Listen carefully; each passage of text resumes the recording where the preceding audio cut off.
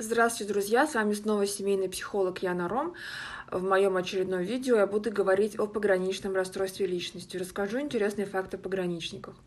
Пограничник на основании любых ваших слов, жестов, действий, мимики, микромимики и даже молчания может создавать свои фантастические фантазийные миры. Это два мира. Либо я нужный, ценный, важный, значимый, либо я никому не нужен, никто меня не любит, и вот ты меня не любишь, потому что ты промолчал на 5 секунд дольше, чем я от тебя ожидал. То есть трактовка ваших слов, действий и молчаний у пограничника всегда будет неверная. Будет искажена логика, будет нарушены причинно-следственные связи, и он будет автоматически уходить в фантазийные реальности и там пребывать, и на основании этих реальностей будет с вами взаимодействовать. Пограничнику всегда будет сложно в ваших с ним отношениях принять два факта. Первый – то, что вы его любите, и второй – то, что вы его не любите.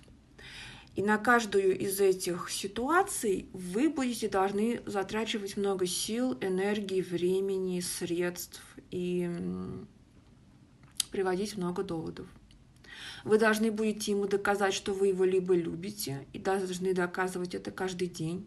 Потому что если вы доказали ему вашу любовь вчера, это не значит, что пограничник будет знать, что вы его любите сегодня. Логика такая. Или очень сложно признать и понять, что вы не любите пограничника. В смысле, ему будет сложно принять. И нужно будет доказывать тоже систематически и долго, что нет, вы его не любите, ваши отношения закончились, спасибо, все свободны, до свидания. Потому что если вы сказали пограничнику вчера, что вы его не любите больше и не хотите с ним отношений, это не значит, что он сегодня будет думать, что вы его не любите. Потому что какая разница?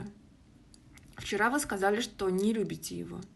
Сегодня пограничник проснулся и подумал, но это было вчера, а сегодня-то может все заново начаться. Почему бы и нет?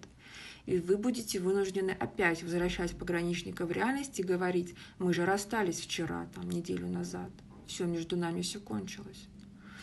Вот смотрите, отличие пограничника от психопата даже здесь проявляется. Психопат всегда, каждый день, каждую минуту уверен, что вы его не любите, что он вам не нужен. Что бы вы ни делали, психопат будет всегда знать, что он вам не нужен. Вот это осознание того, что я никому не нужен, меня никто не любит, оно стабильно и неизменно у психопата. У пограничника же доступны две полярности. Меня либо любит, или меня не любит. Я либо нужен, я либо не нужен. Но в отличие от условно нормального человека, конечно, это тоже некая степень нарушенности, потому что выпад из реальности, как у психопата, но он постоянно вне реальности, у него постоянно логика искажена, и твердое убеждение, что я никому не нужен. У пограничника он может пребывать между двух полярностей. Это тоже не совсем адекватно, да? Потому что если нормальному, в скавычках, нормальному человеку скажешь, мы с тобой расстались, спасибо, все свободны, нормальный человек вас поймет. Пограничнику будет сложно это принять. Вы должны будете ему несколько раз доказать, что все, до свидания. И также неверная интерпретация ваших слов. Даже если вы ему скажете просто комплимент, да, девушке, например, если мужчина делает, а девушка с пограничной структурой личности, мужчина ей скажет обычный рядовой комплимент, типа «хорошо сегодня выглядишь», например, коллега на работе. В общем, коллега, если скажет, она придет домой и будет думать, Вася мне сказал, что я хорошо выгляжу. Это значит, я нравлюсь Васе, это значит, Вася меня любит.